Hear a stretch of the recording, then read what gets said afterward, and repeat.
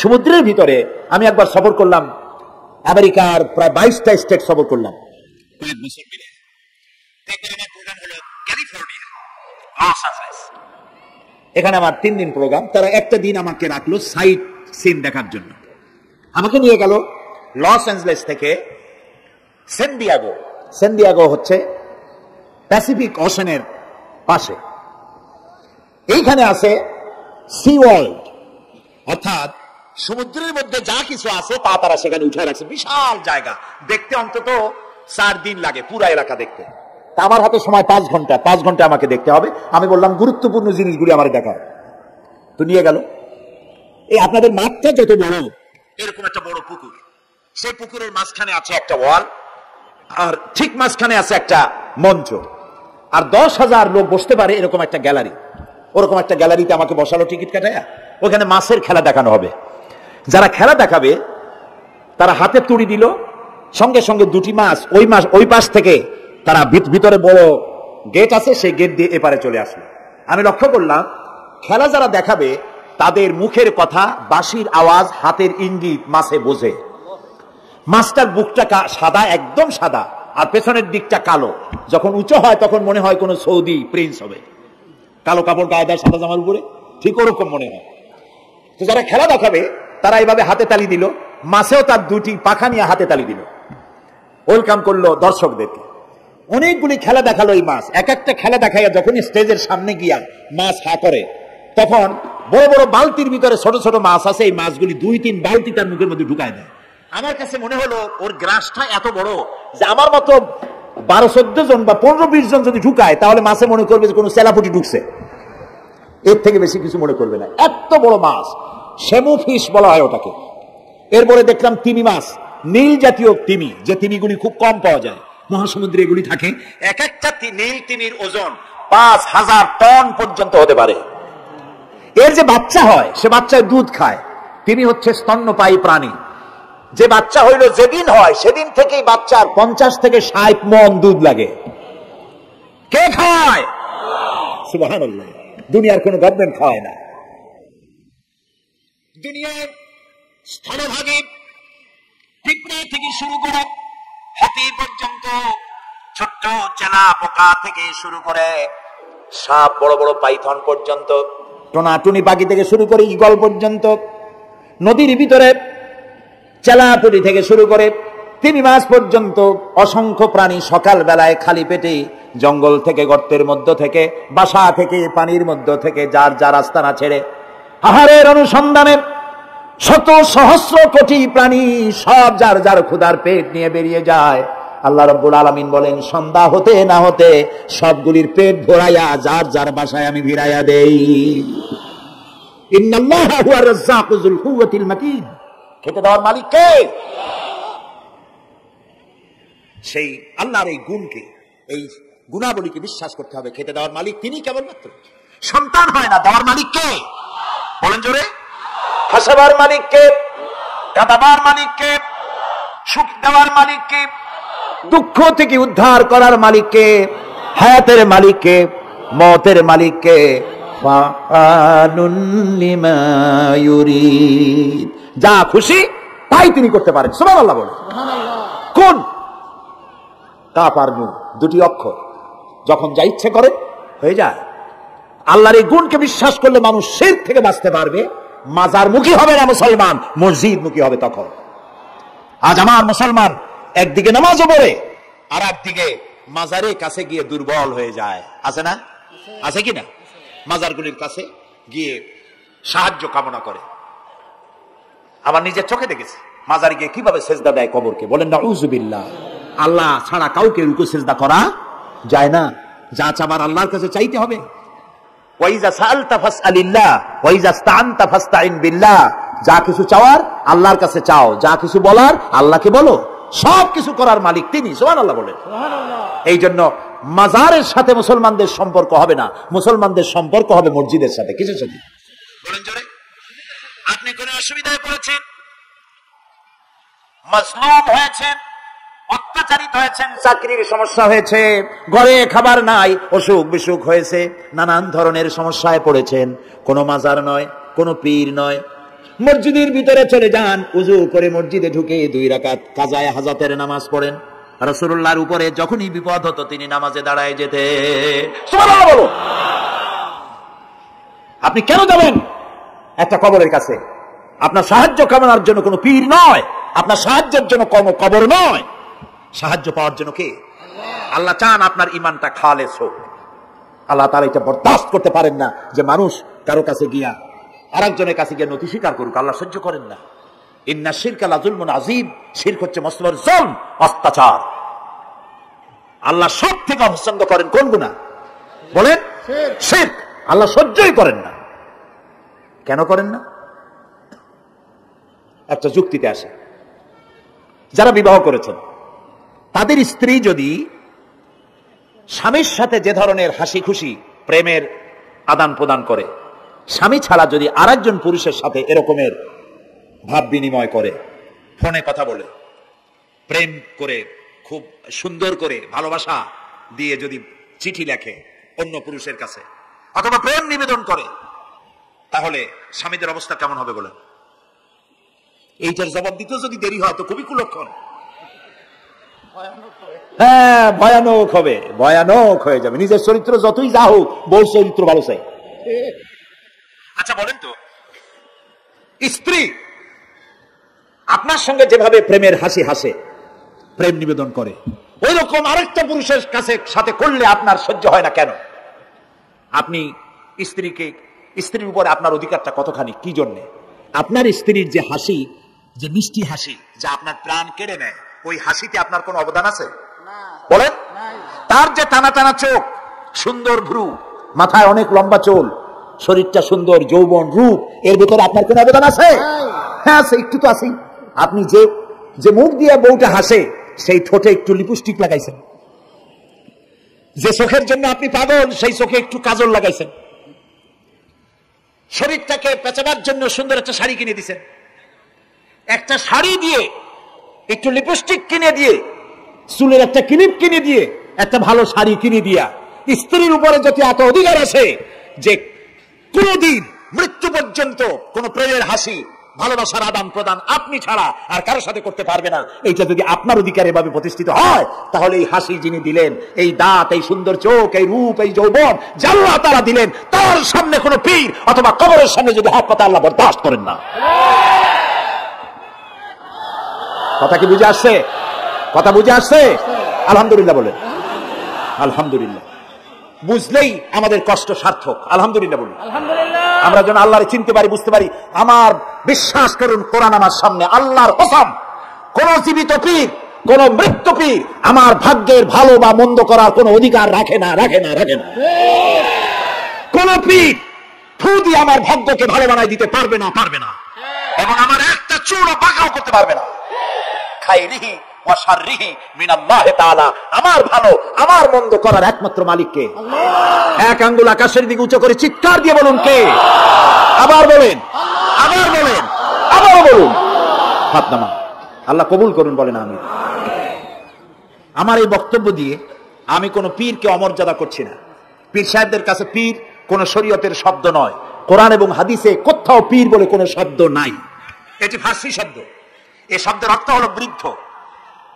তো পীর যদি বৃদ্ধ হয় ভালো কথা, তিনি যদি আলেম হন আরো ভালো কথা। কিন্তু বাপ পীর ছিল, উনিও সেই সুবাদে পীর, ইলেম নাই, তোনার নিজের কাছেই তো টস নাই। আপনাকে অন্ধকারে উনিও ম্যান হোলের মধ্যে পড়বে, আপনারে নিয়ে পড়বে। আলেম হইতে হবে, পীর যদি হয় আলেম হইতে হবে, 1 নম্বর কথা। 2 নম্বরের কথা হলো তিনি ব্যবসায়ী হবেন না। ধর্মের নামে তিনি ব্যবসা করবেন না। তিনি মানুষকে হেদায়েতের পথ দেখাবেন, প্রয়োজনে জেলে যাবেন, প্রয়োজনে ফাঁসির মঞ্চে দাঁড়াবেন। তিনি নিজেকেই ইসলামের সব আমি করি, আর ইসলাম কারো কাছে নাই। যারা ইসলাম করলো 70-80 বছর ধরে, রাজনীতির পথ দেখালো, তারা ইসলামের দল না, ওনারটাই ইসলামের দল। এই ধরনের ফাজলামি বক্তব্য থেকে বিরত থাকতে হবে। এই ধরনের বেয়াদবিপূর্ণ বক্তব্য থেকে বিরত থাকতে হবে। আমার দোকানে খাঁটি ঘি পাওয়া যায়, আর কারো দোকানে খাঁটি ঘি পাওয়া যায় না। ইসলাম নিয়ে এই ধরনের মনোপলি বিজনেস করতে হবে না। প্রিয় ভাই সব, আমরা পীর সাহেবদের চিনি। পীর ছিলেন শাহজালাল রহমতুল্লাহ আলাইহি। সুবহানাল্লাহ। যুদ্ধ করা লাগে না, আযান দিয়েছেন, মূর্তির মাথা ভাঙ্গা চুরচুর হয়ে পড়ে গিয়েছে। গৌর গোবিন্দ পলায়া কুল পায় নাই।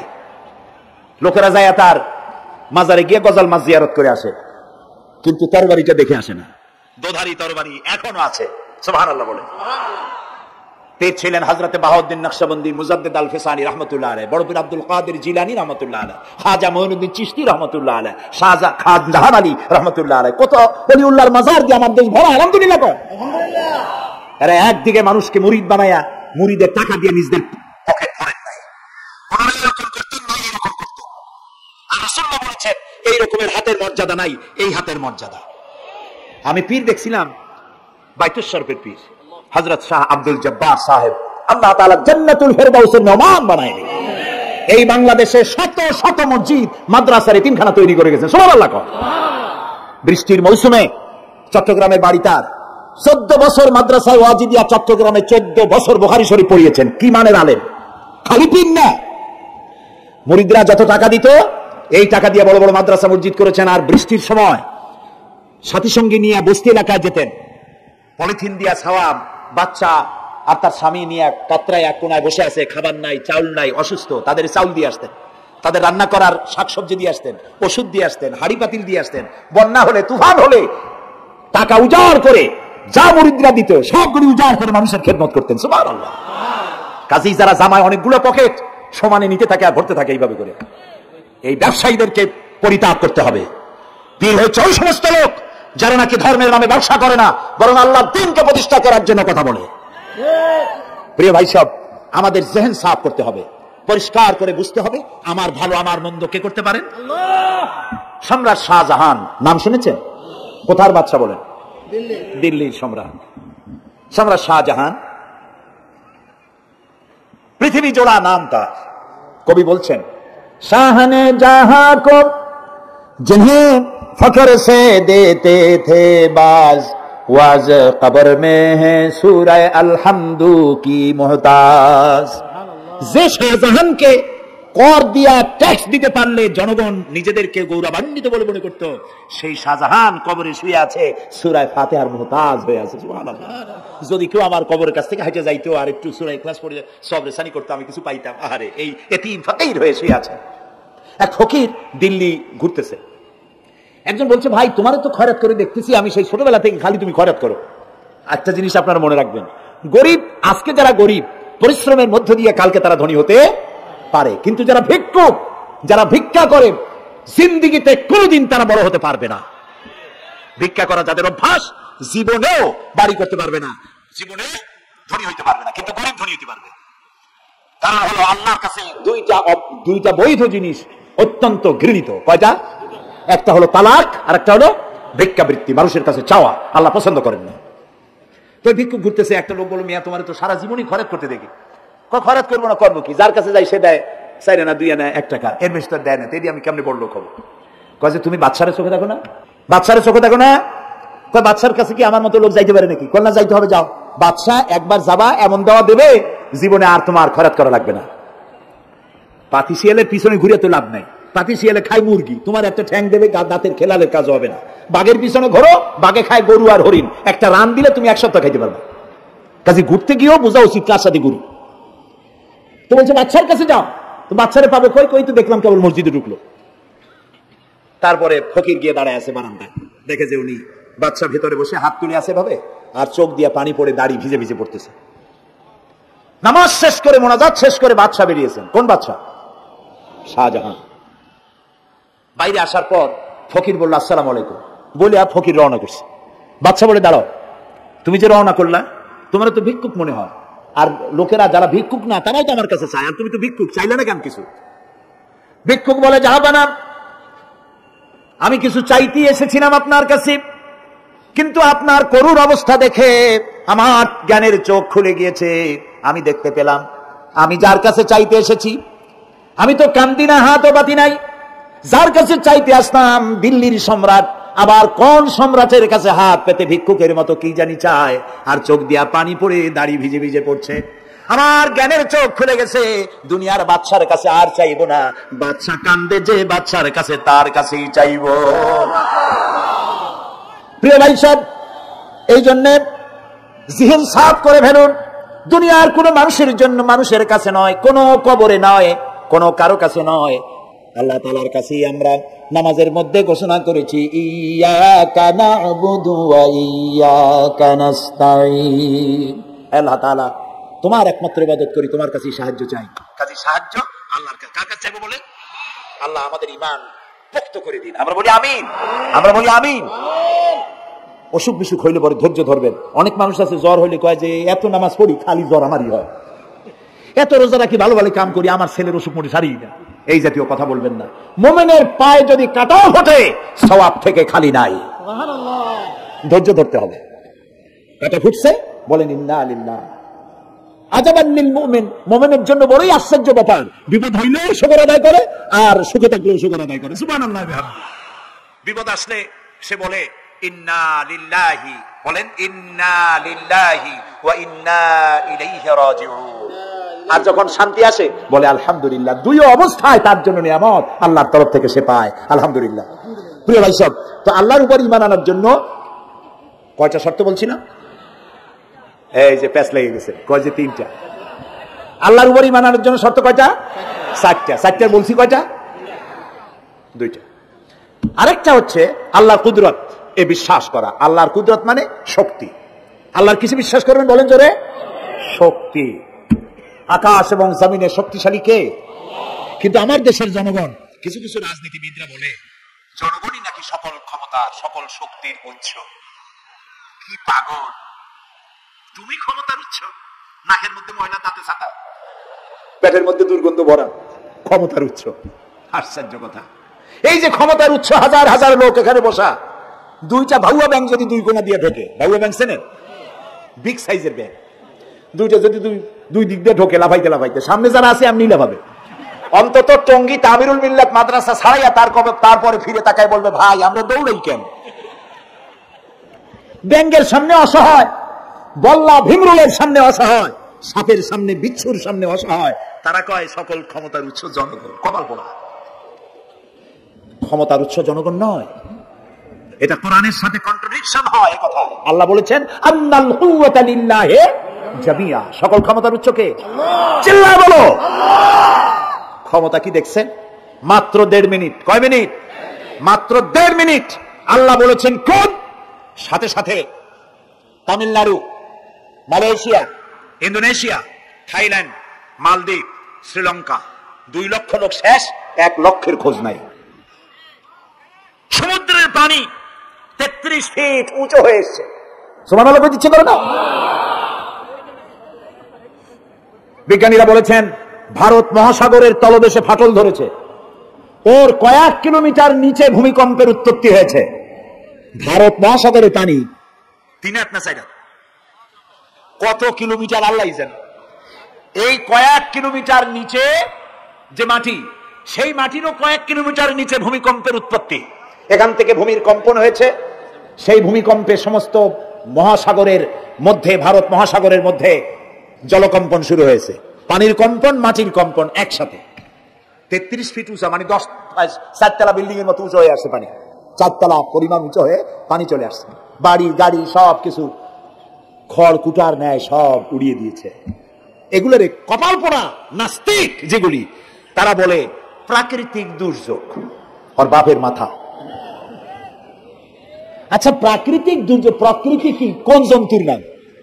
প্রকৃতি কোন জন্তু? জানোয়ারের নাম। প্রকৃতি নিজে চলে না কেউ তাকে চালায়? কে চালায়? কপাল পোড়া রাতা বুঝে না।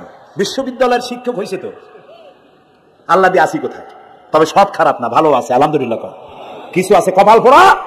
বিশেষ করে শান্তিনিকেতনে যারা পড়াশোনা করে আসে, সাহিত্য চর্চা করে, এই সাহিত্য চর্চা করতে করতে এক পর্যায়ে কপাল পুড়ে যায়, আল্লাহরে চিনতে পারে না। সব চেনে, আল্লাহরে চেনে না। আল্লাহ এখন চিনাইতেছে ভালো করে।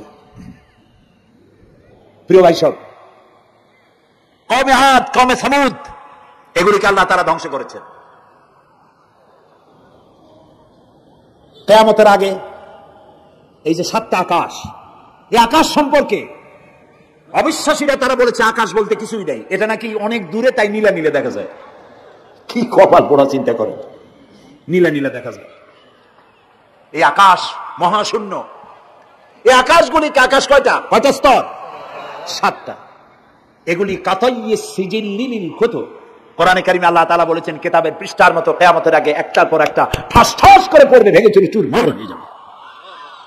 ওয়াইদাল বিহারু ফুজ্জিরাত, আল্লাহ তাআলা বলছেন ইদাস সামাউ ফাতারাত ওয়াইদাল কাওয়াকিবু ইনতাসারাত ওয়াইদাল বিহারু ফুজ্জিরাত। আকাশের তারকাসমূহ বিক্ষিপ্ত হয়ে পড়বে। অসংখ্য তারকারাজি, বিশাল বিশাল তারকা বিক্ষিপ্ত হয়ে পড়বে। চন্দ্র সূর্য একটার সাথে আরেকটা ধাক্কা লেগে চাঁদ আর সূর্য আলো হারিয়ে ফেলবে, একাকার হয়ে যাবে। পাহাড়গুলো উঁচু করে আল্লাহ তাআলা জমিনের উপর আছাড় মারবেন, কালিহিল মানফুস, তুলার মতো উড়ে চলে যাবে। সুবহানাল্লাহ বলবে না? কত বড় শক্তি আল্লাহ পাকের। ওয়াইদাল বিহারু ফুজ্জিরাত, সমুদ্র সমূহ বিদীর্ণ হয়ে যাবে। সমুদ্রে যত পানি আছে সমস্ত পানিগুলি নিঃশোষিত হয়ে যাবে মাটির তলায়, এবং সেখানে অগ্নুৎপত্তি হবে। কোরআনে কারীমে আল্লাহ বলে দিয়েছেন গোটা সমুদ্রগুলিতে আগুন জ্বলতে থাকবে। এগুলি কিয়ামতের আলামত। আল্লাহ পাকের অফুরন্ত মেহেরবানি। এই যে কানের কাছ দিয়ে গুলিটা চলে গেছে, কানে লাগে নাই, বাড়ির কাছ থেকে কিয়ামত হয়ে গেল, বাংলাদেশে আল্লাহ বাঁচাই দিলেন। সুবহানাল্লাহ বলো, আলহামদুলিল্লাহ বলেন। আমাদের প্রতিবেশী দেশগুলিতে যেভাবে আঘাত লাগছে, ওর 1000 ভাগের 1 ভাগের আঘাত কয়েক সেকেন্ড যদি বাংলাদেশে হতো, আমাদের সব অপরিকল্পিত শহর, রাজুক পারমিশন দিয়েছে 3 তলার, করা হয়েছে 7 তলা। এইভাবে অপরিকল্পিত যত বিল্ডিং আছে এগুলি পচা সিমেন্ট দিয়ে, পচা ইট দিয়ে তৈরি করা হয়েছে। 2-3 সেকেন্ডের ভূমিকম্প যথেষ্ট এই শহর লন্ডভন্ড করে দেওয়া। অসংখ্য মানুষ মারা যাবে, অসংখ্য বাড়িঘর শেষ হয়ে যাবে। এদেরকে রেস্কিউ করার মতো মডার্ন ইকুইপমেন্টস গভর্নমেন্টের কাছে নাই। এজন্য আল্লাহর কাছে সেজদা দিয়া গুনার তওবা করতে হবে, আল্লাহ আমাদের মাফ করে দাও, আমার এই গরিব দেশটাকে কিয়ামত পর্যন্ত এই গজব থেকে বাঁচাও। প্রিয় ভাই সব, আল্লাহ তাআলার ক্ষমতার ওয়াজ আমি আজ করতে পারবো না, অনেক লম্বা হয়ে যাবে, কারণ আমাকে 3টা পুঁজির কথা তো কমসে কম বলতেই হবে, অল্প করে হলেও। শুনবেন তো? আল্লাহ তৌফিক দিক, বলেন আমিন। আল্লাহ তাআলার ক্ষমতায় বিশ্বাস করা, তার প্রচন্ড ক্ষমতা, যা খুশি তাই বলেন করতে পারেন। মরাকে জিন্দা, জিন্দাকে মারতে পারেন, মরুভূমিতে ফুল ফুটাতে পারেন। সুবহানাল্লাহ, যা খুশি তাই করতে পারেন। এই শক্তি সহকারে আল্লাহকে বিশ্বাস করতে হবে। 4র্থ নম্বরে আল্লাহর হুকুম এবং হাকাম, আদেশ নিষেধ। আমি আল্লাহরে বিশ্বাস করি, এই কথার কোনো দাম নাই যদি তার আদেশ না মানি। এই কথার কোনো দাম নাই যদি তার নিষেধকে আমি আমার জীবনে প্রত্যাহার না করে চলতে পারি। মুসলমান বলে দাবি করার কোনো মূল্য নেই। একদিকে নামাজ পড়ি, আর একদিকে ওজনে কম দেয়, খাদ্যে ভেজাল দেয়, বেপরদা করি, মিথ্যা কথা বলা হয়, ওজনে কম দেয়, খাদ্যে ভেজাল দেয়, জমিনের আইল ছাড়ে আমানতের খেয়ানত করে। আল্লাহর হুকুম মানা হলো না, রাসূলের আদেশ মানা হলো না। আল্লাহর উপর ঈমান আনার জন্য 4র্থ শর্ত হচ্ছে আল্লাহ যা বলেছেন মাথা নত করে মেনে নিতে হবে, বলতে হবে সামি'না ওয়া আতা'না। বলেন সামি'না ওয়া আতা'না, শুনলাম আর মেনে নিলাম। বলেন তো জোরে, শুনলাম আর মেনে নিলাম। সুবহানাল্লাহ বলেন। মুমিনেরা এই প্রশ্নই করবে না মদ হারাম কেন, মুমিনেরা এই প্রশ্নই করবে না জুয়া হারাম কেন, মুমিনেরা এই প্রশ্নই করবে না জিনা হারাম কেন। একটাই জবাব, মদ হারাম কেন? আল্লাহ হারাম করেছেন তাই হারাম। জিনা হারাম কেন? আমার আল্লাহ হারাম করেছেন তাই হারাম। জুয়া হারাম কেন? আমার আল্লাহ হারাম করেছেন তাই হারাম। কোন যুক্তি নাই। যুক্তির, আল্লাহর নিষিদ্ধ জিনিসে যুক্তি তালাশ করে কেবলমাত্র শয়তান। আল্লাহর আদেশ নিষেধে যুক্তি তালাশ করে কে? শয়তান। মুমিনের কাজ হলো সামি'না, বলেন, ওয়া আতা'না, শুনলাম আর মানলাম, বাস, শেষ কথা, খালাস। এই গেল 4টি শর্ত পুরো হয়ে গেল। এই 4টি শর্ত যদি পূরণ করতে পারি তাহলে আল্লাহরে বিশ্বাস করছি এটা প্রমাণিত হবে, এটা জাস্টিফাই হবে, এটা সত্যতা প্রমাণ হবে যদি আল্লাহ হুকুম মতো। 1 নম্বরে হলো, আমি আবার কথাটা প্যাকেট করে দিই যাতে করে আপনারা বাড়ি নিয়ে যাইতে পারেন। আল্লাহর উপরে ঈমান এনেছি, এই কথাটাকে কমপ্লিট করার জন্য শর্ত কয়টা? 4টা। 1 নম্বরে আল্লাহর অস্তিত্বে বিশ্বাস, বলেন আল্লাহর অস্তিত্বে বিশ্বাস। 2 নম্বরে আল্লাহর গুণাবলীতে বিশ্বাস। 3 নম্বরে আল্লাহর ক্ষমতায় বিশ্বাস। 4 নম্বরে আল্লাহর আদেশ এবং নিষেধে বিশ্বাস, মান্য করে চলা। আল্লাহ যেন এই তৌফিক আমাদের দেয়, বলেন আমিন। আল্লাহ রাব্বুল আলামিন দুনিয়ায় শান্তি, আখিরাতে জাহান্নাম থেকে মুক্তি দেওয়ার জন্য আল্লাহ পাক আমাদেরকে একটা ব্যবসার কথা বলেছেন। ওই ব্যবসায় পুঁজি কয়টা? বলেন। 3টা পুঁজি। বলছি কয়টা? দেখেন যে কেমনি পেঁচ লাগে। বলছি মাত্র একটা। সে একটা ডাল বার করছি। এবার আসেন মূল পয়েন্টে। এবার দ্বিতীয় পয়েন্ট, রসুলের প্রতি ঈমান। আমরা তো রসুলের প্রতি ঈমান আনছি কিনা বলেন? রসুলের প্রতি ঈমান এনেছি। আমাদের এই ঈমান যথেষ্ট নয়, কারণ আমাদের ঈমান হলো রবিউল আউয়াল মাসে ঈমান তাজা হয়, ঠিক না? ঠিক না? রবিউল আউয়াল মাস যখন আসি, ব্যানারটা নাই, শামিয়ানাটা নাই, রাস্তাগুলিতে ফ্ল্যাগ লাগাই আর আলোকসজ্জা করি। মন্ত্রীরা আসেন, নেতারা আসেন, সিরাতুন নবী মাহফিলে দাঁড়ায় বলেন নবীর আদর্শ অনুসরণ করা ছাড়া উপায় নাই। অথচ ওনার পা থেকে শুরু করে মাথা পর্যন্ত নবীর আদর্শ নাই। আমার এই নেতা রামকৃষ্ণ মিশনে, রামকৃষ্ণ পরম হংসদেব তার মঞ্চে গিয়ে বলেন রামকৃষ্ণের নীতির ছাড়া বিকল্প কিছুই নেই। আবার গৌতম বুদ্ধের জন্মবার্ষিক উদযাপনের জন্য সেখানে গিয়ে বলেন গৌতম বুদ্ধের অহিংস নীতি অনুসরণ করা ছাড়া জাতির জমিনাথ হওয়ার আর কোনো পথ নেই। যেখানে যায় সেই জায়গার গুড়ি ধরে। রবিউল আউয়াল মাস আসতে পারেন, আলোকসজ্জা করে ইয়া নবী সালামু আলাইকা, ইয়া রাসূল সালামু আলাইকা। এরপরে গরম গরম জিলাপি রাসূলুল্লাহকে বুঝায় দেওয়া হলো, হে রাসূল আপনি তাকিয়ে দেখেন কত মহব্বত আপনারে করি।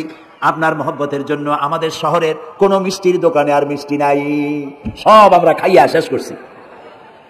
এই হলো মহব্বত। এই মহব্বতে এই ঈমানে কাজ হবে না। এই ঈমানে বলো কাজ হবে না। কোন ঈমানে কাজ হবে? রাসূলের প্রতি ঈমানের অর্থ কি? এর অর্থ হচ্ছে নবী করিম সাল্লাল্লাহু আলাইহি ওয়াসাল্লাম আমাদের রাসূল, আমাদের নেতা। আমাদের রাসূল আমাদের নেতা, আমরা তার উম্মত, তার অনুসারী। অনুসারীর কাজ কি? নেতার পূর্ণাঙ্গ অনুসরণ করণ। রাসূলুল্লাহর আনুগত্য করতে হবে, এটা কে বলেছেন? আল্লাহ রাব্বুল আলামিন সূরা আলে ইমরানের মধ্যে বলেছেন কুল ইন কুনতুম তুহিব্বুনাল্লাহা ফাত্তাবিউনি ইউহিব্বুকুমুল্লাহ ওয়া ইয়াগফির লাকুম যুনুবাকুম আল্লাহু গফুরুর রহিম। হে নবী আপনি বলুন, তোমরা যদি আল্লাহকে ভালোবাসো তাহলে তোমার কাজ হচ্ছে, তোমরা যদি আল্লাহকে ভালোবাসো তাহলে তোমরা আমার আনুগত্য করো, আমার অনুসরণ করো। কার? রাসূলের। বলেন কার? রাসূলের অনুসরণ যদি তোমরা করো, খেয়াল করে শুনতেছেন তো? আল্লাহ তাআলা বলছেন নবী আপনি বলেন তোমরা যদি আল্লাহকে ভালোবাসো, তোমাদের এই দাবি যদি সত্য হয়, তাহলে আমার অনুসরণ করো, আমার আনুগত্য করো। আমার অনুসরণ, আমার আনুগত্য করলে পরে তোমাদেরকে আল্লাহ রাব্বুল আলামিন ভালোবাসবেন এবং তোমাদের तमाम জিন্দেগীর সমস্ত গুনাহ খাতা আল্লাহ তাআলা maaf করে দিবে। আমরা কি গুনাহ maaf করাইতে চাই? বলেন চাই? আসুন রাসূলের আনুগত্য করুন। রাসূলের আনুগত্য কি রকম? রাসূল যেভাবে মুখ কাটছেন আমরা সেইভাবে মুখ কাটবো। তিনি দাড়ি যেভাবে রাখছেন আমরা সেইভাবে রাখবো। তিনি চুল কাটছেন যেভাবে সেইভাবে করবো। তিনি পায়ের নখ, হাতের নখ যেভাবে কাটছেন সেইভাবে করবো। তিনি যেভাবে বিবাহ করেছেন সেই সুন্নত অনুযায়ী বিবাহ, তিনি যেভাবে দেশ চালাইছেন সেইভাবে দেশ চালাবো। রাসূলের অনুসরণের অর্থ শুধু এই নয় যে তিনি যেভাবে সুরমা লাগাইছেন আমি ওইরকম সুরমা দেবো, তিনি যেভাবে কদু খাইছে আমিও কদু খাবো। এটা নয়, এটা নয়। শুধু রাসূলের আনুগত্য হবে মুরগির ফার্ম থেকে শুরু করে জাতিসংঘ পর্যন্ত, জীবনের সব ক্ষেত্রে। আর বিশ্বাস করতে হবে তিনি শেষ নবী, তারপরে আর কোন নবী আসবে। আল্লাহ রাব্বুল আলামিন সূরা আহজাবের মধ্যে বলেছেন মা কানা মুহাম্মাদুন আবা আহাদিম মির রিজালিকুম ওয়ালাকির রাসূলুল্লাহি ওয়া খাতামান নাবিয়্যিন। মুহাম্মদ সাল্লাল্লাহু আলাইহি ওয়াসাল্লাম তোমাদের কোন পুরুষদের পিতা নন, তিনি আল্লাহর রাসূল এবং তাকে দিয়ে নবুয়তের মিশনকে খতম করে দেওয়া, কমপ্লিট করে দেওয়া হয়েছে। আর কোন নবী? রাসূলুল্লাহ বলেছেন লা নবিয়্যা বাদি ওয়ালা রাসূল, আমার পরে আর কোন নবী আসবে না, রাসূল আসবে না। কথা বুঝে আসছে? আল্লাহর নবীর পরে আর কোন নবী হবে না। আল্লাহর নবী বলেছেন একটি ইমারত তৈরি করে তার ভিতরে একটা ইট যদি খালি থাকে, একটি ইটের জায়গা যদি শূন্য থাকে, তাহলে সকলের চোখে ধরা পড়বে। ওই ইটখানা দিলে পরে বিল্ডিংটা কমপ্লিট হয়ে যায়। নবুয়তির যে ইমারত আল্লাহ তৈরি করেছিলেন ওর ভিতরে একটা ইটের অভাব ছিল, আল্লাহ পাক আমাকে দিয়ে সেই শূন্য জায়গা পূরণ করে দিয়ে নবুয়তের মিশনকে কমপ্লিট করে দিয়েছেন। রাসূলুল্লাহ বলেছেন আমার পরে আর কেউ নবী হবে না। পৃথিবীর সব মুসলমানদের আকীদা মুহাম্মদ সাল্লাল্লাহু আলাইহি ওয়াসাল্লামের পরে যদি কেউ নবুয়তের দাবি করে সে কাফির, হাজার বার কাফির। তাকে যারা নবী মানবে তারাও। রাসূলুল্লাহ বলেছেন আমার পরে 30 জন মিথ্যেবাদী নবুয়তের দাবি করবে। তার মধ্যে একজন তো দাবি করছে রসুলের জীবদ্দশায়, একটা ছিল মেয়ে লোক আর একটা ছিল পুরুষ। পুরুষটার নাম ছিল মুসাইলামা কাজ্জাব, নামই ছিল কাজ্জাব। কাজ্জাব মানে মিথ্যাবাদী। দেখছেন অবস্থা, নামই মিথ্যাবাদী। উম্মতেরা কইল যে আপনি তো একজন নবী, আমরা সৌভাগ্য আর দুর্ভাগ্য হোক আপনারা নবী বলে মানলাম। মুহাম্মদ সাল্লাল্লাহু আলাইহি ওয়াসাল্লামের কাছে ফেরাই জিবরাইল আসে আর ওহী আনে, আর আপনি আমাদের কোনো ওহী দিতে পারলেন না পর্যন্ত। কয় যে কেবল না নবী হইলাম, অপেক্ষা করো, ওহী আসবে না। বেশ কিছুদিন যাওয়ার পর খুব চিন্তা ভাবনা করে কয় যে ওহী একটা আসছে। উম্মতেরা সব দৌড়ে আসছে, কি ওহী? কয় যে এইমাত্র শেষ রাত্রে জিবরাইল আসছিল, আইসা আমারে কয়ে গেল একটা সূরা নাজিল করলো। সূরাটা কি? ইন্না আতাইনাকাল আকাক ফাসাল্লি লিরাব্বিকা ওয়াজআক ইন্না শানিয়াকা হুয়াল আবলাক। উম্মতেরা কয় সর্বনাশ, এই সূরা পড়তে গেলে তো আমরা কাইসা মরে যাব। এর অর্থ তো খুব বিকায়দা। কি সূরা নাজিল হলো আপনার উপরে? ইন্না আতাইনাকাল আকাক, মানে আমি তোমাকে হুতুম পেশা দান করেছি, সুতরাং তুমি তোমার প্রভুর উদ্দেশ্যে নামাজ পড়ো আর চিৎকার মারো, কারণ তোমার শত্রুরা সাদা এবং কালো বর্ণের। আমরা তো আগামাথা কিছু বুঝলাম না, কি ওই? আচ্ছা ঠিক আছে, পয়গম্বর মুহাম্মদ সাল্লাল্লাহু আলাইহি সাল্লামকে তার উম্মতেরা নিয়ে যায় তাদের বাগানে, মাঝে মধ্যে নিয়ে যায়। নিলে পরে যে কুয়ায় পানি থাকে না, শূন্য কুয়া পানিতে ভরে যায়। যে গাছতলা দিয়ে তিনি হেঁটে যান, যে খেজুর গাছে খেজুর নাই সেই গাছতলা দিয়ে রাসূল হেঁটে গেলেন, গাছে ফল ধরে যায়। আপনি তো এরকম কিছু দেখাইতে পারেন না। তোমরা তো আমার নেও না, চলো না যাই। নিয়ে গেছে, যাই দেখে যে কুয়ার পাট দিয়ে যায়, যে কুয়ায় পানি থাকে তা থাকে না, শুকায় যায়। যে গাছতলায় দিয়ে যায় ওই গাছে খোরমা থাকলে সাথে সাথে খড়গুড়ু ঝরে যায়। উম্মতের কয় কি একটা কপাল পড়ে নবী পাইলাম ভাগে। আল্লাহ তারে শেষ করছে দুনিয়া থেকে, জাহান্নামে চলে গেছে।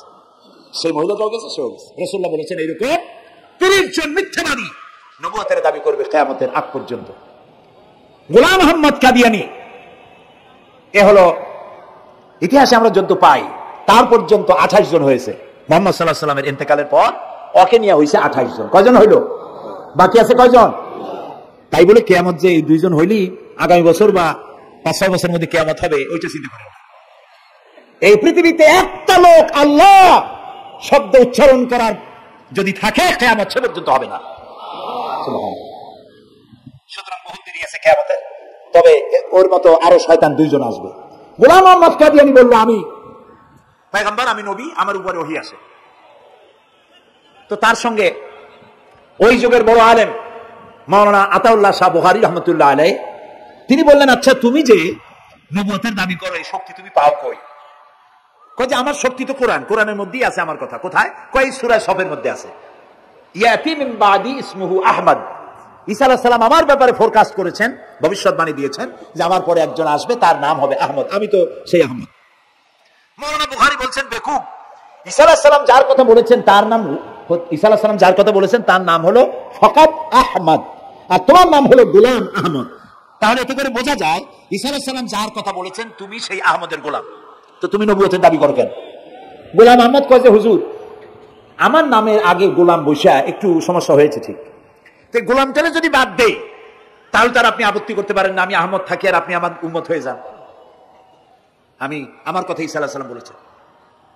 মাওলানা বুখারী বলছেন দেখো তোমার ফতোয়া অনুযায়ী তুমি বলছো নামের প্রথম অংশ বাদ দিয়া শেষের অংশ নিয়ে তোমার উপর ঈমান আনতে, তাহলে আমি আমার নাম আতা আল্লাহ, তোমার ফতোয়া অনুযায়ী আমার নামের প্রথম অংশ বাদ দিলাম, আতা গেছে, থাকছে আল্লাহ। আর আল্লাহ হয়ে বলছি তোর মতো গাধার আমি নবুয়ত দেইনি। এরপর এই শয়তানের মউত হলো কোথায় বলেন? কোথায়? পায়খানার ভিতরে। এই কাদিয়ানীরা, গোলাম আহমদ কাদিয়ানী কাফের, ওরে যারা নবী বলে মানে তারাও কাফের। প্রিয় ভাই সব, পৃথিবীর 48টি মুসলিম দেশ কাদিয়ানীদেরকে নন মুসলিম মাইনরিটি হিসেবে ঘোষণা দিয়েছে রাষ্ট্রীয়ভাবে। সৌদি গভর্নমেন্ট আইন পাস করেছে কিয়ামত পর্যন্ত কাদিয়ানীরা মক্কা মদিনায় প্রবেশ করতে পারবে না। বিগত 100 বছরের ভিতরে কোন কাদিয়ানী মক্কা মদিনায় ঢুকতে পারে নাই। আজকে বাংলাদেশে খতমে নবুয়তের আন্দোলন নতুন কিছু নয়, দীর্ঘদিন থেকে এই উপমহাদেশে খতমে নবুয়তের আন্দোলন চলছে। এই আন্দোলন চলবে যতদিন পর্যন্ত সরকারের পক্ষ থেকে তাদেরকে নন মুসলিম মাইনরিটি ঘোষণা না করা হচ্ছে, আন্দোলন চলবেই। এদের লাশ রাস্তায় ফেলাই দিবা আর 14 কোটি মুসলমান তাকিয়ে তাকিয়ে দেখবে, তা বিশ্বাস করো না। খতমে নবুয়তের আন্দোলন যারা করেন এই জাতির 14 কোটি মুসলমানের সমর্থন তাদের পেছনে রয়েছে। কাজী তাদের ব্যাপারে উচ্চবাচ্য কথা বলতে গিয়ে ব্যারিস্টার হন, আইনজীবী হন, যেই হন, খতমে নবুয়তের আন্দোলন যারা করে তাদের ব্যাপারে কথা বলতে গিয়ে মুখ সামনে কথা বলবেন। এদেশের মানুষ শহীদ হয়ে যাবে, কাদিয়ানীদেরকে বরদাস্ত করবে না। আমাদের দেশে হিন্দু, থামুন, আমাদের দেশে হিন্দু, খ্রিস্টান, বৌদ্ধ আমাদের দেশের নাগরিক অধিকার ভোগ করে না? আমাদের সমান নাগরিক অধিকার তারা ভোগ করে। কাদিয়ানীরাও হিন্দু খ্রিস্টানদের মতো নন মুসলিম মাইনরিটি হিসেবে এদেশে বসবাস করে নাগরিক সুবিধা ভোগ করবেন, কোনো অসুবিধা নাই। কিন্তু আপনি মুসলমান বলে দাবি করবেন না, শেষ নবী মানবেন না, আমরা এই ব্যাপারে কিয়ামত পর্যন্ত আপোষ করব না। কেবলমাত্র মূর্খ, দালাল, হারামখোর তারা এই কাদিয়ানীদের পক্ষ অবলম্বন করতে পারে, ইমানদারেরা পারে না। কাদিয়ানীরা যে সব মসজিদ তৈরি করে, এগুলি মসজিদ নয়, এগুলি উপাসনালয়। হিন্দুদের মন্দিরকে যেভাবে আমরা সম্মান করি, ওদের উপাসনালয়কেও সম্মান করি। কিন্তু কাদিয়ানীরা যতদিন মুসলমান নামের পরিচয় দিতে থাকবেন, আমরা আমাদের অধিকার আদায়ের জন্য সুশৃঙ্খল ভাবে গণতান্ত্রিক পদ্ধতিতে আমরা এই অধিকার আদায়ের চেষ্টা করব। খতমে নবুয়তের আন্দোলন কোন রাজনৈতিক আন্দোলন নয়, এটি আমাদের ইমানের আন্দোলন। যারা আন্দোলন করতেছেন তারা আমাদের ফরজে কিফায়ার দায়িত্ব পালন করছেন। প্রিয় ভাই সব, রাসূলের প্রতি ঈমান আনতে হলে এরকম ঈমান আনতে হবে, তারপরে আর কোন নবী আসবে না। তারপরে কথা হলো তাকে অনুসরণ করতে হবে পায়ের নখকাটা থেকে শুরু করে মাথার চুল পর্যন্ত, জীবনের সব ক্ষেত্রে রাসূলের অনুসরণ করতে হবে। তিনি সেনাপতি ছিলেন, শ্রমিক ছিলেন, পিতা ছিলেন, নানা ছিলেন, স্বামী ছিলেন, ঠিক না?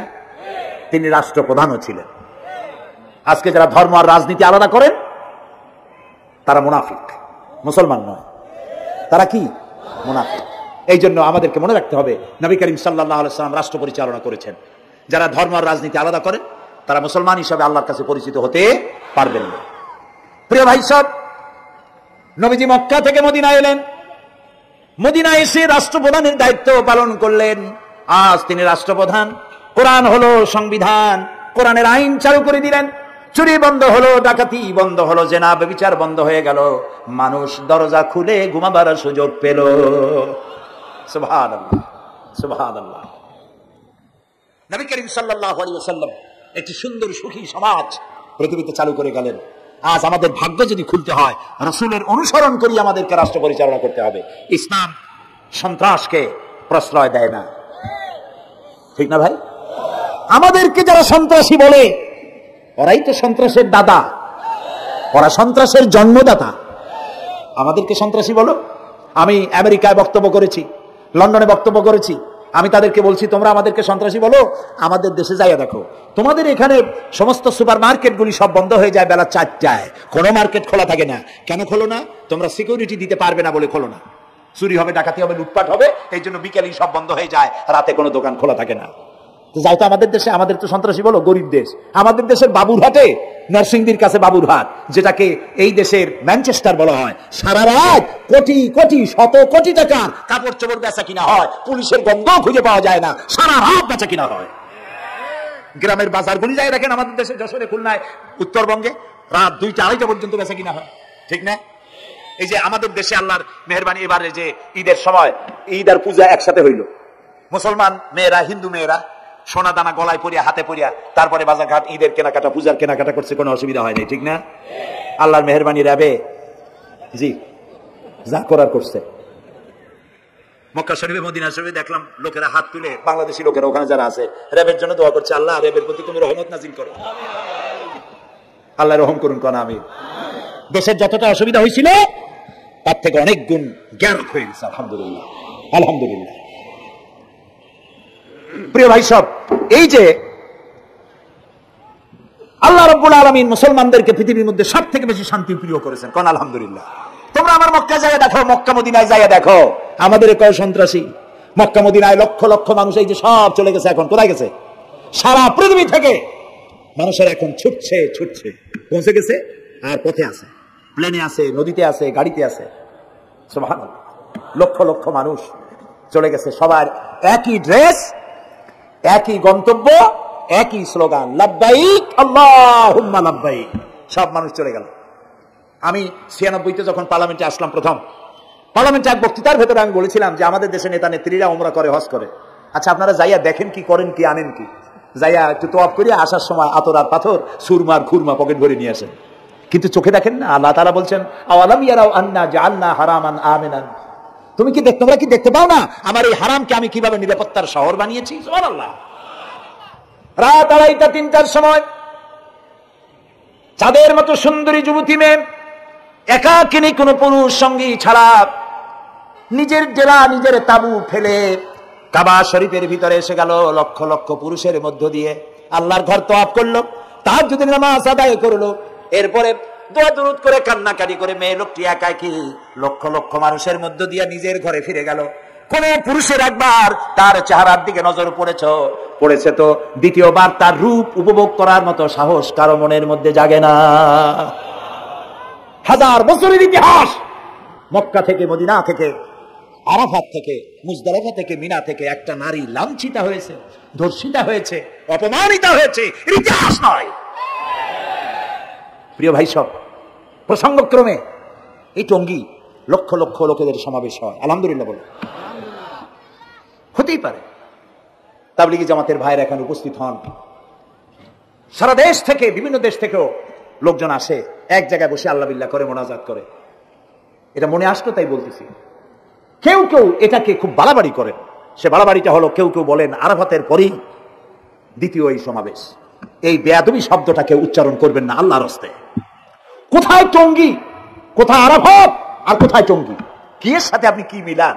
আপনি বলুন, এখানে লক্ষ লক্ষ লোক হয়েছে, আমরাও দেখতে পাচ্ছি লক্ষ লক্ষ লোক হয়, কিন্তু আপনি কেন দ্বিতীয় সমাবেশ বলেন? কেন আপনি আরাফাতের ময়দানে পরে এই কথা বলেন? মহাগুনাহ, মহা বেয়াদবি। আরাফাতে যাওয়া ফরজ, টঙ্গীতে আসা নফল নয়। আপনি কিসের সাথে কি তুলনা করেন? জিন্দিগিতে এই চিন্তা করবেন না। কিছু কিছু লোক আছে গ্রামের মধ্যে, অবশ্য কোনো আলেম, কোনো মুরব্বীরা এইসব কথা বলেন না। মূর্খ যারা, তারা এই ধরনের কথা ছড়াইছে গ্রামে। 3 বার টঙ্গীতে আসতে পারলে 1 হজের সওয়াব হয়। বলেন নাউজুবিল্লাহ।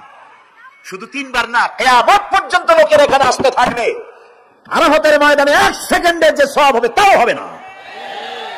আরাফাত হচ্ছে সেই ময়দান যেখানে আদম আলাইহিস সালাম থেকে শুরু করে মুহাম্মদ রাসূলুল্লাহ সাল্লাল্লাহু আলাইহি সাল্লাম পর্যন্ত সব নবীদের চোখের পানি শুকিয়েছে।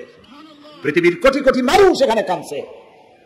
আর আল্লাহ রাসূল বলেছেন, আল হজ্জুল মাবরুর লাইসা লাহুল জাযাউ ইল্লাল জান্নাহ। একটা কবুল হজের সওয়াব আল্লাহর কাছে বেহেশত দেওয়া ছাড়া আর কিছুই নেই। মান হাজ্জা লিল্লাহ ফালাম ইয়ারফুস ওয়া লাম ইয়াফসুক রাজা কায়াউমিন ওয়ালাদাতহু উম্মুহু, রাওয়াহুল বুখারী। বুখারী শরীফের হাদিস। রাসূলুল্লাহ বলছেন, আরাফাতের ময়দান থেকে হাজিরা যখন বেরিয়ে যায় সন্ধ্যায়, মা যেমন নিষ্পাপ সন্তান প্রসব করে, আরাফাত থেকে হাজিরা তেমন নিষ্পাপ হয়ে বেরিয়ে যায়। আল্লাহর রাস্তায় আপনারা এই তুলনাটা কেউ করবেন না। বলবেন অনেক বড় সমাবেশ হয়েছে, লক্ষ লক্ষ লোক হয়েছে, বাস শেষ। এটা দ্বিতীয় সমাবেশ, আরাফাতের পরে এটা দ্বিতীয় স্থান অবলম্বন করেছে। এইসব বাজে কথা আর একদিন বলবেন। বেয়াদবি যদি কেউ বলে থাকেন, আস্তাগফিরুল্লাহ করুন, বলেন আস্তাগফিরুল্লাহ। আল্লাহ সবাইকে ক্ষমা করুন, বলুন আমিন। এখানে আসলে দোয়া কবুল হবেই, কোনো গ্যারান্টি নেই, কোনো গ্যারান্টি নাই। কিন্তু রাসূলুল্লাহ বলেছেন আরাফাতের ময়দানে দোয়া কবুল হয়। রাসূলুল্লাহ বলেছেন, আল্লাহর ঘরের কাছে দাঁড়ায়া, মুলতাজিমে দাঁড়ায়া এমন কোন দোয়া করি না যে আল্লাহ কবুল করেন নাই। কাজে এইসব চিন্তা করবেন না। প্রিয় ভাই সব, রাসূলের প্রতি ঈমান আনতে হলে রাসূলের জীবনকে জানতে হবে। রাসূলের জীবন আমরা অনেকেই জানি না। বাংলা ভাষায় বহু বইপত্র বেরিয়েছে রাসূলের জীবনী সংক্রান্ত, মেহেরবানি করে কিনবেন এবং পড়বেন। রাসূলের প্রতি ঈমানের অর্থ হলো রাসূলুল্লাহর পা থেকে শুরু করে মাথা পর্যন্ত সবটা আমল করা এবং তাকে মুহাব্বত করা। রাসূলকে কি করব আমরা? कि मोहम्मद से वफा तूने तू हम तेरे हैं, ये जहां चीज ही क्या लोहो कलम तेरे हैं। मोहम्मद सल्लल्लाहु अलैहि वसल्लमेর সঙ্গে যদি তুমি মহব্বতের কানেকশন জুড়িয়ে দিতে পারো, তার অনুসরণ আর অনুকরণ যদি করতে পারো, আকাশ আর জমিন তো দূরের কথা, লৌহ কলম পর্যন্ত আল্লাহ তোমার জন্য করে দেবে। নবী করিম সাল্লাল্লাহু আলাইহি ওয়াসাল্লামের উপর ঈমান আনার অর্থ হলো তার অনুসরণ অনুকরণ করা। 3 নম্বরে, ওয়াতুজাহিদুনা ফি সাবিলিল্লাহি বিআমওয়ালিকুম ওয়া আনফুসিকুম, আল্লাহর রাস্তায় লড়াই করো জান দিয়া আর মাল দিয়া। কি দিয়ে এখন তো? জান দিয়ে আর মাল দিয়ে। আমরা কিন্তু বলি হুজুর আসি আসি আপনার সাথে, আপনার পিছনে আসি, জানটা দিয়ে দেবো। এই মানুষেরা খুব চালাকি। আপনি জান দিলে তো মাল থেকে যাবে। আগে দেবেন কি? মাল, পরে দেবেন জান। মাল দিতে হবে, জান দিতে হবে আল্লাহ দিন প্রতিষ্ঠার জন্য। রাসূলুল্লাহ জীবন দিয়ে, সাহাবায়ে কেরাম জীবন দিয়েছেন, রাসূলুল্লাহ রক্ত দিয়েছেন, দান দান মোবারক শহীদ হয়েছে। আমি দেখেছি ওহদের মাঠে, আমি ওহদে যখন সফর করেছি, আল্লাহ বহুবার নিয়েছেন আলহামদুলিল্লাহ। আমাকে সেখানকার একজন আলেম মদিনার, তিনি আমাকে নিয়ে গেলেন ওহদে বেশ কয়েক বছর আগে। ওহদে গিয়ে দেখলাম, আমাকে দেখালো যে নবী করিম সাল্লাল্লাহু আলাইহি ওয়াসাল্লামের যেখানে দান শহীদ হয়ে গিয়েছিল, দাঁত মোবারক শহীদ হয়েছে, রাসূলুল্লাহ বেহুশ হয়ে পড়ে গেছিলেন। তাকে হযরতে আবু বকর, হযরত ওমর, হযরত ওসমান এই তিনজনে উঁচু করে নিরাপদ জায়গায় নেওয়ার জন্য দৌড়াচ্ছিলেন। পাহাড়ের উপরে যখন উঠতেছিলেন, ওই তিনজন রাসূলকে খাড়ে করে নিয়ে উঠতেছেন। পাহাড় তখন কাঁপতেছিল, পাহাড় কাঁপতেছে, এত বড় কাঁপন উঠেছে পাহাড়ের। পাহাড় সেই এলাকা থেকে কাগজ কাটলে, কেচি দিয়ে কাগজ কাটলে যেমন রেজা রেজা হয়ে যায়, আমার নিজের চোখে আমি দেখলাম। তিনি আমাকে দেখালেন এই সেই এলাকা যেখানে রাসূলকে উঠানো হয়েছিল। পাহাড় আল্লাহর ভয়তে কাঁপতেছিল তরতর করে। সেই উঁচা জায়গা, একটা বিশ্রামের মতো জায়গা পাহাড়ের মধ্যে, সেইখানে তাকে নিয়ে যখন রাসূলকে যখন শোয়ানো হচ্ছিল, পাহাড় কাঁপতেছে। নবী করিম সাল্লাল্লাহু আলাইহি ওয়াসাল্লাম তখন বলছেন, উসবুতি ইয়া জিবাল, উসবুতি ইয়া জিবাল, ইন্নাকা আলাইয়া নবী ওয়াস-সিদ্দীকিন ওয়াশ-শাহীদাইন। হে পাহাড়, উসবুতি ইয়া জিবাল, হে পাহাড় থেমে যা, তোর উপর আল্লাহর নবী, তোর উপরে সিদ্দিক আর দুইজন শহীদ দাঁড়িয়ে আছে, থেমে যা। পাহাড় থেমে গেল। সিদ্দিক হযরত আবু বকর, দুইজন শহীদ তোর উপরে, হযরতে ওমর, হযরতে ওসমান রাদিয়াল্লাহু তাআলা আনহুমা। কবে শহীদ হবে? রাসূলুল্লাহ আজকে বলতেছেন তোর উপরে দুইজন শহীদ দাঁড়িয়ে আছে। এইভাবে কষ্ট করেছেন নবীজি, ক্ষুধায় কষ্ট করেছেন, যুদ্ধ করেছেন। তবে সেই যুদ্ধ আক্রমণাত্মক ছিল না, ডিফেন্সিভ ছিল। আক্রমণকে প্রতিহত করার জন্য তিনি লড়েছেন। প্রিয় ভাই সব, এত কষ্ট করার পর তিনি যে দিন কায়েম করে গিয়েছিলেন, আল্লাহ তাআলা বলছেন ওয়াতুজাহিদুনা ফি সাবিলিল্লাহি, আল্লাহর রাস্তায় লড়াই করো জান দিয়ে আর মাল দিয়ে আমার দ্বীনকে প্রতিষ্ঠা করার জন্য। যদি তোমরা ইসলাম বুঝে থাকো, এরই মধ্যে তোমাদের জন্য কল্যাণ নিহিত রয়েছে। সুবহানাল্লাহ বলেন, এরই মধ্যে কল্যাণ। সুতরাং শুধু টুপি মাথায় দিয়ে নামাজ পড়লেই হবে না, নামাজও পড়তে হবে, আল্লাহর হুকুম আহকাম মানতে হবে, রোজাও রাখতে হবে, হজও করতে হবে, যাকাতও দিতে হবে, স্ত্রীকে পর্দায় রাখতে হবে, আমলে আখলাকে, সিরাতে সুরাতে, চলনে বলনে, ব্যবসায় বাণিজ্যে, বক্তৃতায়, রাজনীতি, অর্থনীতি, সমাজনীতি, সব জায়গায় আল্লাহ এবং রাসূলের পূর্ণাঙ্গ আনুগত্য করার নামই হলো মুসলমান হয়ে যাওয়া। সুবহানাল্লাহ। এই মুসলমান হইতে পারবো আমরা? আল্লাহ যেন তৌফিক দেখেন, আমিন। সবাই বলেন আমিন।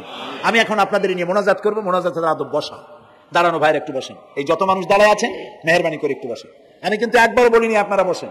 দাঁড়ানো ভাইরা মেহেরবানি করে বসেন, মোনাজাত করবো আপনাদের নিয়ে। প্রায় 2 লক্ষ লোক মারা গেছে ভূমিকম্পে, আর 1 লাখের উপরে নিখোঁজ। তাদের জন্য দোয়া করবেন না? যে আল্লাহ আমাদের বাঁচাই দিলেন তাদের জন্য, তার জন্য দোয়া শুকর আদায় করবেন না? সুতরাং বসেন, বসতে বলছি, দাঁড়াতে বলিনি। মোনাজাতের জন্য সবাই বসেন, আর একটু জোরে সরে জিকির করেন লা ইলাহা লা ইলাহা। টাইম শেষ হয়ে গেছে।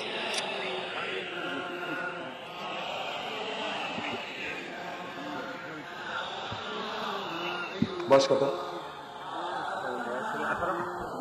বাড়ি কোথায়?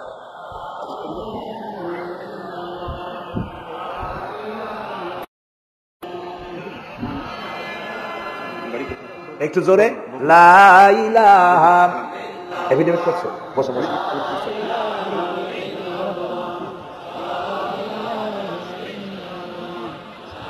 আচ্ছা, আমি তো মোনাজাতের কথা বলছি। মোনাজাত থুয়ে যদি কেউ হাঁটে তো এটা একটা বড় বদকিসমতির ব্যাপার। এত মানুষ একসাথে আল্লাহর কাছে মোনাজাতের লোক কিভাবে সামলান? কেমনে হাঁটেন? এক যুবক ইসলাম কবুল করার জন্য আসছে। সঙ্গীতেই থাকো।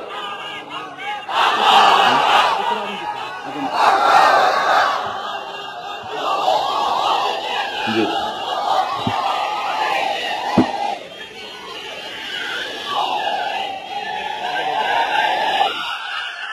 এই ছেলেটি বাড়ি হলো বগুড়ায়, থাকে উত্তরায়। এই ছেলের বাপের নাম শ্রী সুধীর চন্দ্র সরকার, আর তার নাম হলো চঞ্চল কুমার সরকার। বর্তমান নাম পছন্দ করেছে বশির উদ্দিন। বলো লা ইলাহা লা ইলাহা ইল্লাল্লাহু ইল্লাল্লাহু মুহাম্মাদুর মুহাম্মাদুর রাসূলুল্লাহ। রাসূলুল্লাহ। আল্লাহ ছাড়া আল্লাহ ছাড়া কোন ইলাহ নাই, কোনো ইলাহ মাবুদ নাই, মাবুদ নাই, উপাস্য নাই। উপাস্য নাই। মুহাম্মদ মুহাম্মদ সাল্লাল্লাহু সাল্লাল্লাহু আলাইহি ওয়াসাল্লাম আলাইহি সাল্লাম আল্লাহর আল্লাহ প্রেরিত প্রেরিত রাসূল। রাসূল। আশহাদু আন আশহাদু আন লা ইলাহা লা ইলাহা ইল্লাল্লাহু ইল্লাল্লাহু ওয়াহদাহু ওয়াহদাহু লা শারীকা লা শারীকা লাহু লাহু ওয়া আশহাদু আন্না ওয়া আশহাদু আন্না মুহাম্মাদান মুহাম্মাদান আবদুহু আবদুহু ওয়া রাসূলুহু। ওয়া রাসূলুহু। আমি সাক্ষ্য দিচ্ছি আমি সাক্ষ্য দিচ্ছি আল্লাহ ছাড়া আল্লাহ ছাড়া কোনো ইলাহ নাই, কোনো ইলাহ নাই, মাবুদ নাই, মাবুদ নাই, উপাস্য নাই। উপাস্য নাই। তিনি এক, তিনি এক, তিনি একক, তিনি একক, তার কোনো তার কোনো অংশীদার নাই। অংশীদার নাই। আমি আরো সাক্ষ্য দিচ্ছি আমি আরো সাক্ষ্য দিচ্ছি মুহাম্মদ মুহাম্মদ সাল্লাল্লাহু সাল্লাল্লাহু আলাইহি ওয়াসাল্লাম আলাইহি সাল্লাম আল্লাহর আল্লাহ বান্দা বান্দা এবং এবং তার তার প্রেরিত রাসূল। প্রেরিত রাসূল। বলো আসসালামু আলাইকুম। আসসালামু আলাইকুম। আপনারা জবাব দেন। এই ছেলেটি এখন আমাদের মধ্যে নিষ্পাপ। আমাদের সকলের আমলনামায় পাপ আছে। রাসূলুল্লাহ বলেছেন, যখন একজন মুশরিক ইসলাম কবুল করে, কালেমা পড়ে, বিশ্বাস করে, অর্থ সহকারে উচ্চারণ করে, তার পিছনে সমস্ত গুনাহ খাতাকে আল্লাহ তাআলা মাফ করে দেন। সুতরাং আমরা তার জন্য দোয়া করি, আল্লাহ যেন তাকে খাঁটি মুসলমান বানায় দেন। আমরা সবাই বলি আমিন। প্রিয় ভাই সব, মোনাজাতের পর এশার আজান হবে। আমরা বা জামাত এশার নামাজ পড়ে যাব ইনশাআল্লাহ। বলেন ইনশাআল্লাহ। এত বড় জামাত আমরা কোথাও পাবো না, এবং জীবনে আরেকটা জামাত এরকম পাবো তার কোনো নিশ্চয়তাও নাই। ঠিক না ভাই? নামাজ আমরা আদায় করে যাব 5 ওয়াক্ত। কি বলে, এখানে সারা জীবন 5 ওয়াক্ত নামাজ সঠিকভাবে আদায় করবো, আর এশার নামাজ আমরা এখানে জামাতে আদায় করে যাব। আর এই বিশাল মাহফিল তৈরি করতে অনেক খরচ হয়েছে। আপনারা নিশ্চয়ই দেখতে পান এত বড় প্যান্ডেল করতে কত টাকা খরচ হতে পারে, এবং তারা প্রচেষ্টা করেছে। আপনারা এই লাইটিং, মাইকিং, প্যান্ডেল, স্টেজ, তারপরে পোস্টার, গেট ইত্যাদি তৈরি করতে বহু টাকা খরচ হয়েছে। আপনারা যাওয়ার সময় মেহেরবানি করে তাদেরকে চতুর্দিকে ড্রাম এবং চাদর নিয়ে লোকেরা দাঁড়িয়ে থাকবে, আপনারা আল্লাহর রাস্তে তাদেরকে কিছু সহযোগিতা করে যাবেন। রাজি আছেন আপনারা? রাজি আছেন? আল্লাহ আপনাদেরকে তৌফিক দিন। মা বোনেরা যারা এসছেন, মা বোনদের জন্য আজকে তেমন কোনো কথা বলতে পারলাম না, তবে যা বলেছি নারী এবং পুরুষ সকলের জন্য সমভাবে প্রযোজ্য। আপনাদের জন্য একটু বেশি করতে হবে। এই রাসূলুল্লাহ বলেছেন, আল মারআতু ইজা সাল্লাত খামসাহা ওয়া সামাত শাহরাহা ওয়া আতাআত বালাহা ওয়া আহসানাত ফারজাহা। রাসূলুল্লাহ বলেছেন, যেসব মহিলারা 5 ওয়াক্ত নামাজ সঠিকভাবে আদায় করে, রমজান মুবারকের রোজা রাখে, সতীত্বের হেফাজত করে, স্বামীর আনুগত্য করে চলে, কিয়ামতের দিন ওই সব মহিলারা আল্লাহর জান্নাতের যে দরজা দিয়া খুশি সেই দরজা দিয়া জান্নাতে প্রবেশ করতে পারবে। সুতরাং আপনারা এই কথাগুলি মেনে চলুন, আল্লাহ আপনাদেরকে তৌফিক দিন। আমি মোনাজাত করব এখনই, আপনারা যাওয়ার সময় সকলে সহযোগিতা করে যাবেন। আর নামাজের জন্য একটি বই আছে, চরিত্র গঠনে নামাজের অবদান। আমরা যে নামাজ পড়ি, অনেক সময় নামাজ হয় না। রাসূলুল্লাহ বলেছেন, সাল্লু কামা রাআইতুমুনি উসাল্লি। নামাজ পড়ো সেইভাবে যেভাবে আমাকে নামাজ পড়তে দেখো। জীবনের শ্রেষ্ঠ ইবাদত নামাজ, তাই যদি সঠিক না হলো তাহলে পণ্ডশ্রম হয়ে যাবে। এই জন্য নামাজ কিভাবে মানুষের চরিত্রে অবদান রাখে, আর নামাজটা কেমনে পড়তে হবে, রাসূলুল্লাহ কিভাবে পড়েছিলেন, সেটি আমার এই বইটিতে লেখা আছে। এটি চরিত্র গঠনে নামাজের অবদান। এখানে লাইব্রেরি আসছে, কোথায় আপনারা খুঁজে বের করে সেটা নিয়ে যাবেন। আর একটি হলো সূরা লোকমান। সূরা লোকমানের 2টা রুকুর তাফসীর করেছিলাম আমি চট্টগ্রামে, মাত্র 2 রুকুর তাফসীর। এই 2 রুকুর তাফসীর 5 দিনে শোনার পর 48 জন হিন্দু বৌদ্ধ মুসলমান হয়ে গিয়েছিল। যাকাত সম্পর্কে, মা বাপের অধিকার সম্পর্কে হযরতে লোকমান তার সন্তানকে যে নসিহত করেছে, সেই নসিহত 9টা নসিহত ছিল। ওই নসিহতগুলি আল্লাহ এত পছন্দ হয়েছে যে আল্লাহ তাআলা নিজে লোকমানের নসিহত কোরআন শরীফে উঠাই দিয়েছে। সুবহানাল্লাহ। সুতরাং আমার নিজের, আমার সন্তানদের ভালো করার জন্য এই নসিহতগুলি দরকার। এটির নাম, যারা ক্যাসেট থেকে উদ্ধার করেছে, নাম হলো তাফসীরে সাঈদী লোকমান এবং সূরা লোকমান। এ পর্যন্ত 4টা তাফসীর বেরিয়েছে তাফসীরে সাঈদী নামে, যেগুলি আমি তাফসীর করেছি চট্টগ্রামে। সেগুলি, এসব বই ওখানে পাওয়া যাবে। এই বইগুলি আপনারা লাইব্রেরি থেকে, এখানে মোবাইল লাইব্রেরি এসছে ঢাকা শহর থেকে, সন্ধান করে আপনারা নিয়ে যাবেন। আল্লাহ তাআলা আপনাদেরকে তৌফিক দান করুন। যাওয়ার সময় মাহফিলকে সাহায্য করে যাবেন, আর নামাজে সালাতুল ইশা আদায় করে যাবেন। আল্লাহুম্মা আমিন। ربنا ظلمنا أنفسنا وإن لم تغفر لنا وترحمنا لنكونن من الخاسرين ربنا لا تزغ قلوبنا بعد إذ هديتنا وهب لنا من لدنك رحمة إنك أنت الوهاب। আয় আল্লাহ তাআলা, হাজার হাজার মুসলিম জনতা, পুরুষ এবং নারী, আমরা তোমার দরবারে হাত তুলেছি, গুনার বোঝা মাথায় নিয়ে হাত তুলেছি। দয়া করে আমাদের জিন্দেগীর সমস্ত গুনাহ খাতাকে আল্লাহ মাফ করে দাও। আয় আল্লাহ তাআলা, আমাদের মধ্য থেকে আমাদের মা বাপ যাদের দুনিয়া থেকে বিদায় হয়ে গেল, কবরগুলিকে জান্নাতের টুকরায় পরিণত করে দাও। রব্বির হামহুমা কামা রব্বায়ানি সগীরা। সবাই পড়েন, রব্বির হামহুমা কামা রব্বায়ানি সগীরা। আয় আল্লাহ তাআলা, तमाम পৃথিবীতে আজ মুসলমানেরা বড়ই বিপদে আছে। হায় আল্লাহ তাআলা, বিপদগ্রস্ত মুসলমানদেরকে তুমি সাহায্য করো। রব্বুল আলামিন, ইরাকের মাজলুম মুসলমানদের হাতে ইরাকের জমিন উঠায় দাও। হায় আল্লাহ তাআলা, জালিমদেরকে তুমি নস্তনাবুদ করে দাও। আল্লাহ তাআলা, বাংলাদেশ আমাদের প্রিয় জন্মভূমি, এই দেশের উপরে তোমার খাস রহমত নাজিল করো। হায় আল্লাহ তাআলা, ভূমিকম্পে আশেপাশের দেশগুলির মারাত্মক ক্ষতি হয়ে গেল। আল্লাহ তাআলা, তুমি আমাদেরকে দয়া করে বাঁচাই দিয়েছো। কিয়ামত পর্যন্ত আসমান আর জমিনের সব মুসিবত থেকে আমাদের দেশকে তুমি হেফাজত করো। রব্বুল আলামিন, আমাদের স্ত্রী পুত্র পরিজন যাদেরকে তুমি দান করেছো, সবগুলিকে দিনদার, ইমানদার, নামাজি মুসলমান বানাইয়া দাও। আয় আল্লাহ তাআলা, এই মাহফিলের আয়োজন যারা করেছেন, কষ্ট করেছেন, পয়সা দিয়েছেন এবং দেবেন, সকলকে আল্লাহ তাআলা ইমানে কামিল সকলকে দিয়ে দাও। আমাদেরকে তোমার মকবুল বান্দাদের মধ্যে শামিল করে নাও। আল্লাহ তাআলা, যারা হজে চলে গেছেন, যারা রাস্তায় আছেন যাওয়ার পথে, আর এবং আরো যারা যাবেন, আল্লাহ তাআলা সকলের যাতায়াত আসান করে দাও, সকলের হজকে কবুল করে নাও। যারা হজ করেন নাই, এই মাঠে আজকে যারা উপস্থিত, মন চায় যেতে, আল্লাহ তাআলা তাদেরকে যাওয়ার ব্যবস্থা করে দাও। আল্লাহ তাআলা, মা বোন যারা এসেছেন, মা বোনদের গুনাহ খাতাকে মাফ করে দাও, মা বোনদের অসুখ ব্যাধি মাফ করে দাও, তাদের কেমন আমল করার তৌফিক দাও, যাতে করে কিয়ামতে হযরতে আয়েশা খাদিজার সঙ্গে আসর নসিব হয়ে যায়। আল্লাহ তাআলা, তোমার কাছে আরেকটা দোয়া করি, আমাদের এই বাংলাদেশে যারা বোমা মারে, আমাদের এই বাংলাদেশে যারা গ্রেনেড হামলা করে, আমাদের এই বাংলাদেশে সন্ত্রাসী তৎপরতা চালায়া যারা মানুষ হত্যা করে, তুমি তাদেরকে হেদায়েত করে দাও, তুমি তাদেরকে হেদায়েত করে দাও, তুমি তাদেরকে হেদায়েত করে দাও। আল্লাহ তাআলা, তোমার ইলমে যদি জানা থাকে ওদের নসিবে হেদায়েত নাই, তাহলে হামান, নমরুদ, সাদ্দাত, ফেরাউন এগুলোর যেমনি তুমি ধ্বংস করছো, বাংলাদেশে যারা গ্রেনেড হামলা করে, বোমা হামলা করে, মানুষ খুন করে, ওদেরকে গজব দিয়া, লানত দিয়া বাংলাদেশ থেকে চিরকালের জন্য বিদায় করে দাও। যারা বাংলাদেশে নৈরাজ্য সৃষ্টি করে, আল্লাহ তাদেরকে গজব দিয়া বিদায় করে দাও। হয় তারা হেদায়েত হোক, না হয় শয়তানদের হাত থেকে আমাদের দেশকে আল্লাহ তুমি রক্ষা করো। রব্বুল আলামিন, টঙ্গী বিরাট শ্রমিক এরিয়া, আল্লাহ তাআলা শ্রমিকদের স্বাস্থ্য ভালো রাখো, তাদের সকলকে নামাজ আদায় করার তৌফিক দাও। আল্লাহ তাআলা, তাদের অভাব অভিযোগ দূর করে দাও। চারদলীয় ঐক্য জোটের এই সরকারকে ইসলামের পক্ষে থাকার কাজ করার তৌফিক দান করে দাও। যত ওয়াদা নির্বাচনের আগে করেছিল, সবগুলি ওয়াদা অক্ষরে অক্ষরে পালন করার তৌফিক দিয়ে দাও। আমি কয়েক সেকেন্ড আপনাদের জন্য ছেড়ে দিলাম। মাথা নিচু করে, চক্ষু বন্ধ করে, যার যা চাওয়ার দরকার আল্লাহর কাছে চান। এই বিশাল মাহফিলে আল্লাহ তাআলা দোয়া কবুল করবেন ইনশাআল্লাহ।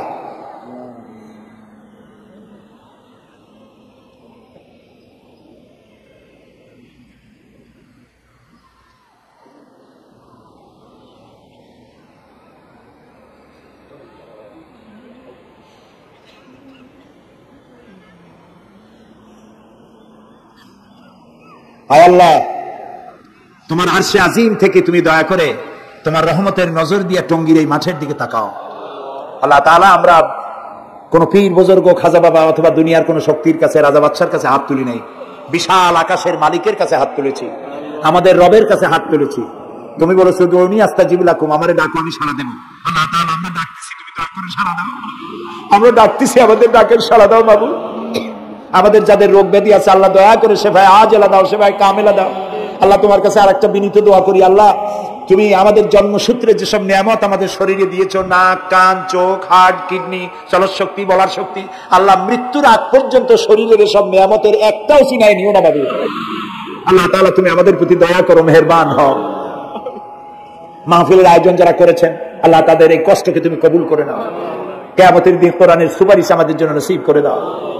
ربنا تقبل منا إنك أنت السميع العليم وتب علينا إنك أنت التواب الرحيم سبحان ربك رب العزة عما يصفون وسلام على المرسلين والحمد لله رب العالمين واجعل آخر كلامنا عند الموت لا إله إلا الله محمد رسول الله.